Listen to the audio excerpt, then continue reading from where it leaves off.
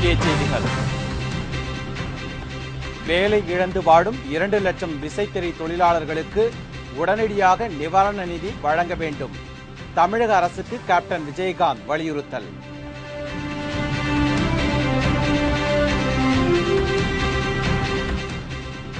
மத்திய அரசு பணியும் வரை தனி தெலுங்கானா போராட்டம் தொடரும். சந்திரசேகர ராவ் அறிவிப்பு. சோனியா காந்தி அவசர ஆலோசனை.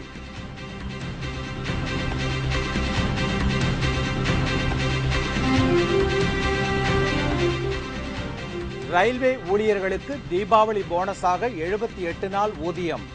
12.6 லட்சம் ஊழியர்கள் பயன் அடைவார்கள் என அறிவிப்பு.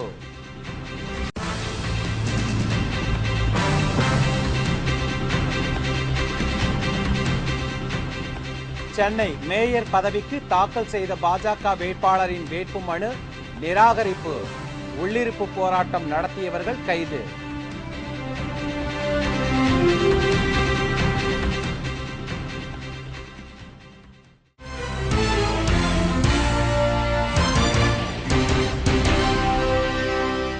வணக்கம். விரிவான செய்திகள். கூலி உயர்வு கேட்டு கடந்த ஒரு மாதமாக போராட்டம் நடத்தி வரும் 2 லட்சம் விசைத்தறி தொழிலாளர்களுக்கு உடனடியாக நிவாரண நிதி வழங்க வேண்டும் என்று தமிழக அரசிற்கு தேமுதிக நிறுவன தலைவர் கேப்டன் விஜயகாந்த் வேண்டுகோள் விடுத்துள்ளார். கோவை, திருப்பூர் மாவட்டங்களில் கூலிக்கு நெசவு செய்யும் விசைத்தறி உரிமையாளர்கள் 100% கூலி உயர்வு கேட்டு கடந்த ஒரு மாதமாக வேலை நிறுத்த போராட்டத்தில் ஈடுபட்டு வருகின்றனர். காலவரையற்ற உண்ணாவிரத போராட்டத்தையும் நடத்தி வருகிறார்கள். 30,000 விசைத்தறி கூடங்களில் பணிபுரியும் 2 லட்சத்திற்கும் மேற்பட்ட விசைத்தறி தொழிலாளர்கள் வேலை இழந்து தவிப்பதை கேப்டன் விஜயகாந்த் தனது அறிக்கையில் சுட்டிக்காட்டியுள்ளார். 3 ஆண்டுகளுக்கு ஒருமுறை ஊதிய உயர்வு ஒப்பந்தம் போடுவதும், அது காலாவதி ஆன பின் புதிய ஒப்பந்தம் போடாமல் ஜவுளி முதலாளிகள் இழுத்தடிப்பதும் நடைபெற்று வருகிறது. வேறு வழியில்லாமல் விசைத்தறி உரிமையாளர்கள் போராட்டத்தில் குதிப்பதும், அவர்களை நம்பி வாழும் விசைத்தறி தொழிலாளர்கள் வேலையிழந்து பட்டினி கிடப்பதும் வழக்கமாகிவிட்டது. இதற்கு ஒரு முற்றுப்புள்ளி வைக்க வேண்டும் என்று கேப்டன் விஜயகாந்த் வலியுறுத்தியுள்ளார். 7 கட்ட பேச்சுவார்த்தை நடத்தும் விசைத்தறி உரிமையாளர்களின் போராட்டம் முடிவுக்கு வரவில்லை. கடந்த ஒரு மாத காலமாக ஆயிரக்கணக்கான விசைத்தறி உரிமையாளர்கள் குடும்பங்களும் லட்சக்கணக்கான விசைத்தறி தொழிலாளர் குடும்பங்களும் இன்று நடுத்தருவில் நிற்கின்றன என்று தெரிவித்துள்ள கேப்டன், தமிழக முதல்வர் இதில் நேரடியாக தலையிட்டு விசைத்தறி உரிமையாளர்களின் பிரச்சினைக்கு தீர்வு காண நடவடிக்கை எடுக்க வேண்டும் என்று வலியுறுத்தியுள்ளார்.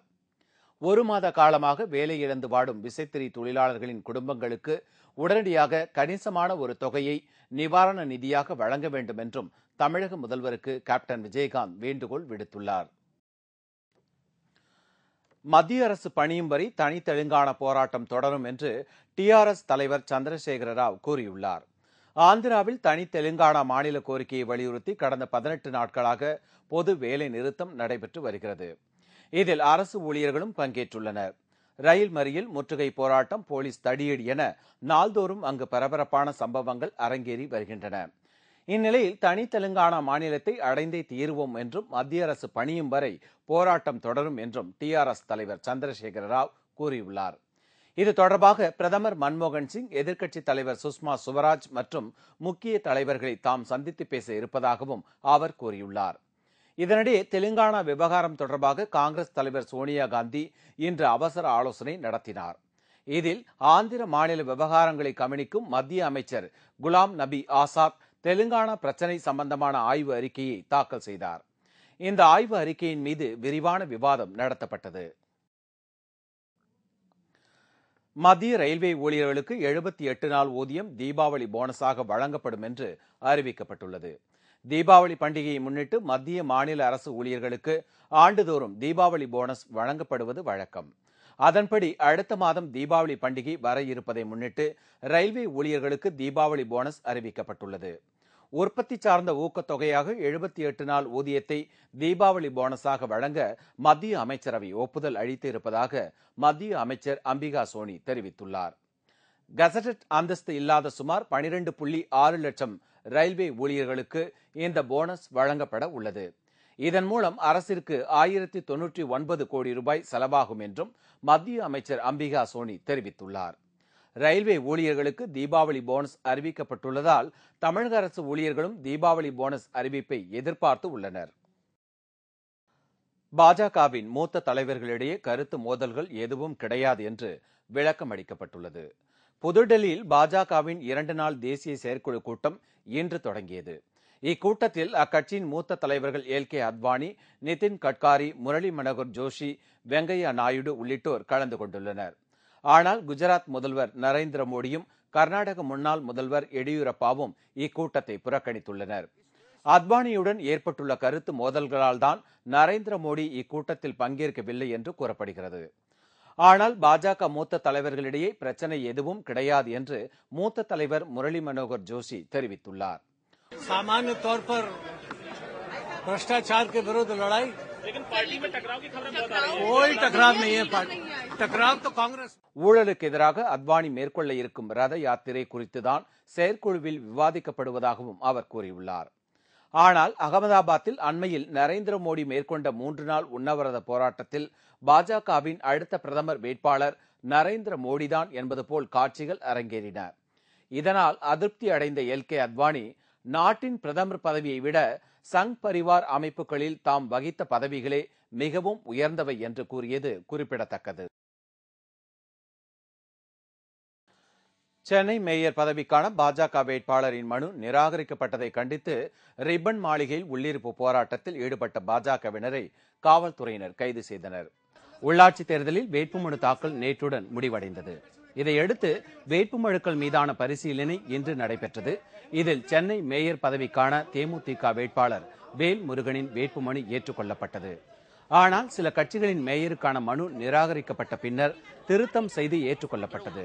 இதேபோல் பாஜக கட்சி சார்பில் போட்டியிட்ட ராஜேந்திர குமாரின் வேட்புமனுவும் திருத்தம் செய்து ஏற்றுக்கொள்ள வேண்டும் என்று சென்னை மாவட்ட தேர்தல் அதிகாரி கார்த்திகேயனிடம் பாஜகவினர் வலியுறுத்தினர். இதற்கு தேர்தல் அதிகாரி மறுத்துவிட்டார். இதையடுத்து பாஜக மேயர் வேட்பாளர் ராஜேந்திர குமார், மாநில செயலாளர் வானதி சீனிவாசன் உள்ளிட்டோர் மாநகராட்சி அலுவலகத்தின் வாசலில் அமர்ந்து உள்ளிருப்பு போராட்டத்தில் ஈடுபட்டனர்.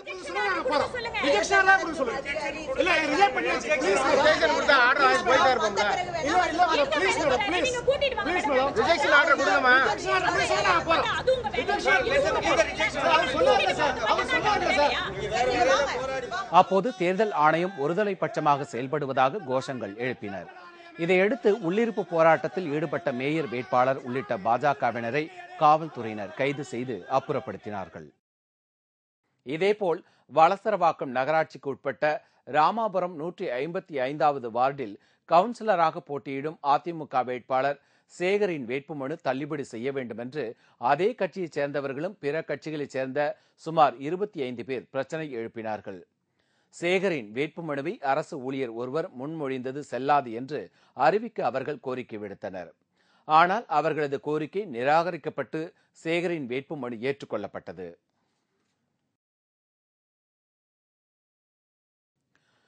எட்டு நாள் அரசுமுறை பயணமாக குடியரசுத் தலைவர் பிரதிபா பாட்டீல் சுவிட்சர்லாந்து மற்றும் ஆஸ்திரியா நாடுகளுக்கு பயணம் மேற்கொள்கிறார். முதலில் சுவிஸ் நாட்டிற்கு செல்லும் பிரதிபா பாட்டீல் அங்கு அக்டோபர் 4ஆம் தேதி வரை தங்கியிருந்து பல்வேறு நிகழ்ச்சிகளில் கலந்து கொள்கிறார்.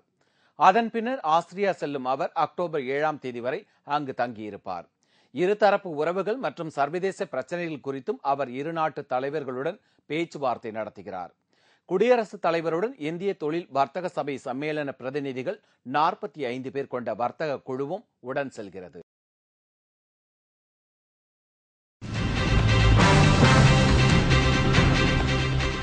ஓய்வு பெற்ற ராணுவ வீரர்களின் ஓய்வூதிய பிரச்சினை விரைவில் தீர்க்கப்படும். பாதுகாப்புத்துறை அமைச்சர் அந்தோணி உறுதி.